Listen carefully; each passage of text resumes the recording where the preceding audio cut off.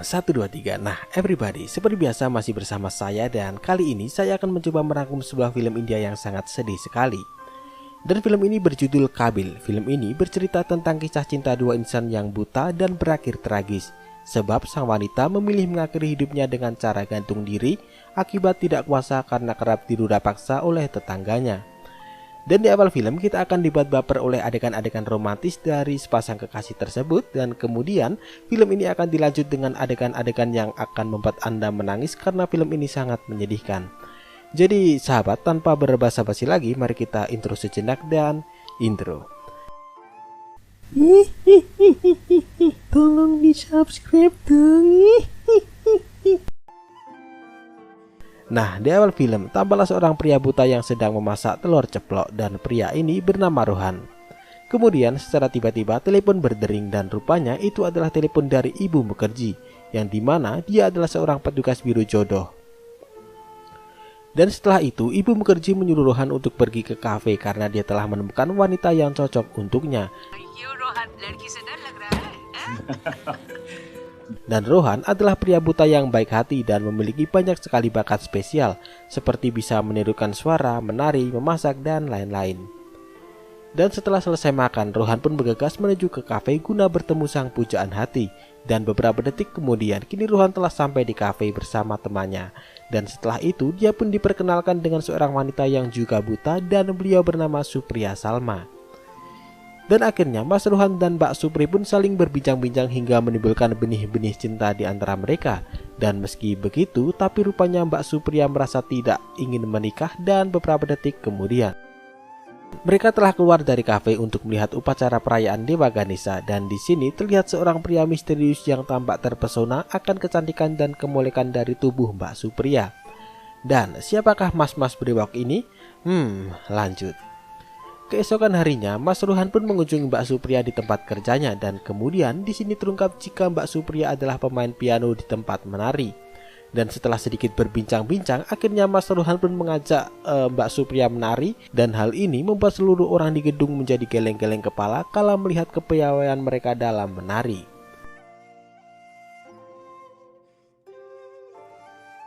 Dan adegan pun berlanjut, kini Rohan dan Supri pun pergi jalan-jalan ke sebuah mall dan saat di keramaian mereka berdua pun terpisah. Dan hal ini membuat Rohan kebingungan mencari Supri dan begitulah sebaliknya. Hingga akhirnya Rohan pun meminjam halu-halu pada seorang penyanyi dan memanggil Mbak Supriya Salma. Dan akhirnya mereka berdua pun dapat bertemu dan hal ini membuat para kaum jomblo di mall menjadi baper. Dan setelah berbagai adegan-adegan romantis lainnya seperti melihat apartemen bersama, pergi ke wahana, dan lain sebagainya, akhirnya mereka berdua pun mantap untuk melanjutkan ke jenjang yang lebih serius, yaitu sebuah mahligai pernikahan. Beberapa menit kemudian dan hari bahagia itu pun telah tiba dengan resepsi yang cukup sederhana dan hanya dihadiri oleh para tetangga. Akhirnya mereka kini sudah resmi menjadi suami istri. Dan di malam harinya mereka pun melakukan malam pertama seperti para pengantin lainnya dan sudahlah, lanjut. Dan setelah menikah, kini Rohan pun mulai bekerja kembali sebagai dubber film kartun. Dan saat pulang kerja, di malam itu Rohan pun mengajak Mbak Supri, sang istri tercinta, untuk makan di warung Mas Bambang. Dan kemudian saat pulangnya mereka bertemu dengan pria misterius tadi yang rupanya pria itu bernama Amit dan dia bersama temannya yang bernama Wasim. Dan dari sinilah kisah menyedihkan itu bermula. Nah, di malam itu Amit dan Wasim pun lantas mengganggu Rohan sekaligus menggoda Mbak Supri dan kemudian Rohan pun marah lalu menyerang Amit. Dan setelah itu Amit pergi meninggalkan mereka berdua dan keesokan harinya karena Rohan merasa terancam atas ulah Amit tersebut, hal ini membuat Rohan menelepon bos apartemen dan meminta agar apartemennya segera diselesaikan. Dan setelah itu Rohan pun kembali bekerja dan Supri pun pergi sebentar ke rumah tetangga. Supriya. Dan karena lupa mengunci pintu, akhirnya saat kembali ke rumahnya, tiba-tiba Supri pun langsung dibekap dari belakang oleh Amit dan Wasim.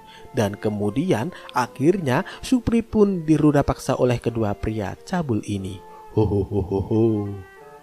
Dan di sore harinya saat Rohan baru pulang dari kantor, Rohan pun mendadak terkejut kala mendapati Supri yang tengah terikat tidak berdaya di ranjang. Dan dengan keadaan geram, Rohan pun lantas menghubungi kantor polisi dan melaporkan kasus pemerkosaan ini.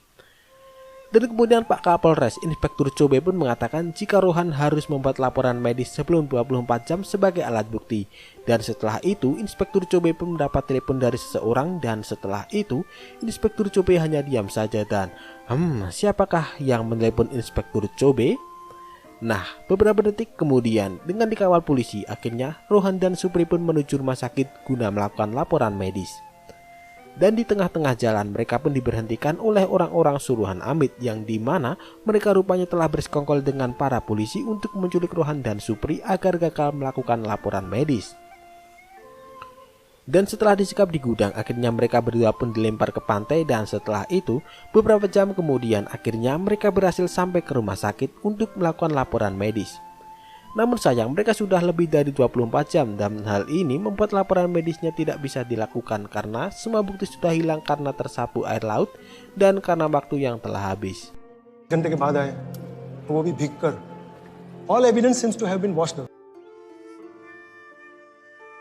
keesokan harinya mereka pergi ke kantor polisi lagi, dan sesampainya di sana Inspektur Ladusing pun meminta laporan medis. Dan kemudian Rohan pun menjelaskan jika laporan medisnya gagal karena mereka kemarin disekap di gudang, tapi rupanya Pak Inspektur Ladusing yang sebenarnya sudah bekerja sama dengan Amit pura-pura tidak mempercayainya. No clinical evidence of rape, साफ-साफ लिखा है.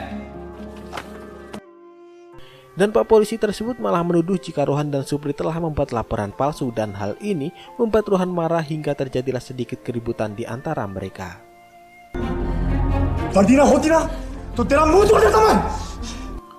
Dan kini Rohan dan Supri pun telah sampai di rumah, tapi di malam itu Rohan tampak sangat kecewa dan Supriya juga merasa tidak enak hati.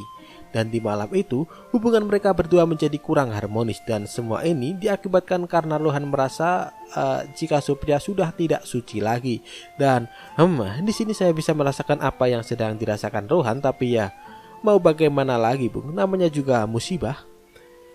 Di pagi harinya saat Rohan bekerja, Rohan pun tidak bisa fokus dan terus memikirkan kejadian semalam. Dan sambil mencoba berpikir jernih, Rohan pun mulai bisa menerima semua musibah ini. Dan di sore harinya saat ia sampai di rumah, Rohan pun lantas mencari Mbak Supri. Dan saat menuju ke kamar, Rohan pun kebingungan mencari Supriya. Dan dalam kesendirian, Rohan pun menyampaikan permohonan maaf sekaligus berniat memulai semuanya dari nol. Dan siapa sangka saat Rohan duduk di ranjang, tiba-tiba Rohan memegang kaki yang berada di atas bahunya. Dan hal ini membuat Rohan kaget setengah mati. Loh, kaki apa ini? Dan tiba-tiba saat menengok ke atas, ternyata itu adalah kaki Supri, dan kini Supri sudah terbujur kaku akibat gantung diri. Dan hal ini membuat jiwa Rohan hancur berkeping-keping, sebab satu-satunya orang yang paling dicintainya kini telah meninggalkannya untuk selama-lamanya. Dan keesokan harinya, masih di hari yang berduka, tiba-tiba datanglah seorang politisi yang bernama Tuan Selar.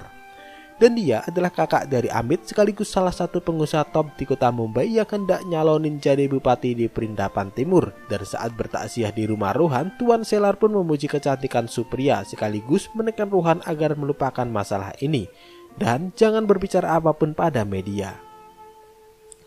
Kemudian Tuan Selar juga mengatakan jika saat ini kepolisian berada di bawah kendalinya, jadi jangan coba-coba melawan kami Rohan. Polis bhi apni. Dan setelah memberikan sedikit ancaman, kini Tuan Selar pulang dan meninggalkan Rohan yang masih berduka. Dan setelah itu Rohan pun teringat jika kemarin ia merasa menduduki sebuah surat misterius di ranjang, dan kemudian dia pun pergi ke kamar untuk mencari surat itu. Dan rupanya itu adalah sebuah surat wasiat yang ditulis Supri sebelum ia bunuh diri. Dan rupanya di sini terungkap jika sebelum bunuh diri rupanya Supriya telah diruda paksa lagi oleh Amit dan Wasim. Dan akibat tidak tahan diruda paksa berkali-kali, akhirnya Supriya pun memilih untuk mengakhiri hidupnya dengan cara gantung diri. Dan di sini air mata saya pun meleleh membayangkan hal itu. Oke, lanjut. Kemudian dalam keadaan sedih, Rohan pun menuju ke kantor polisi untuk menemui Inspektur Chobe. Dan saat tiba di kantor polisi, dia pun malah hendak diusir oleh Inspektur Ladusing. बोला तेरे को समझता नहीं क्या? बंदोबस्त पे है साहब. चौबे साहब, चौबे साहब. चौबे साहब, मैं आपसे बात करना चाहता हूं. Dan kemudian karena merasa iba, akhirnya Inspektur Chobe pun menemui Rohan, dan di sini Rohan pun mengatakan tentang kekecewaannya pada pihak kepolisian yang tidak peduli dengan kasus yang menimpa istrinya ini. Dan dengan tenang Inspektur Chobe pun mengatakan jika dia tidak punya cukup bukti untuk melanjutkan kasus ini, dan Rohan pun lantas mengatakan, मुझे कुछ करने की जरूरत नहीं पड़ती, अब करना पड़ेगा. dan hal ini berarti Rohan akan melakukan sebuah aksi balas dendam terhadap Amit dan kawan-kawan. Kemudian Rohan pergi meninggalkan kantor polisi untuk mencari keadilannya sendiri dan bersambung.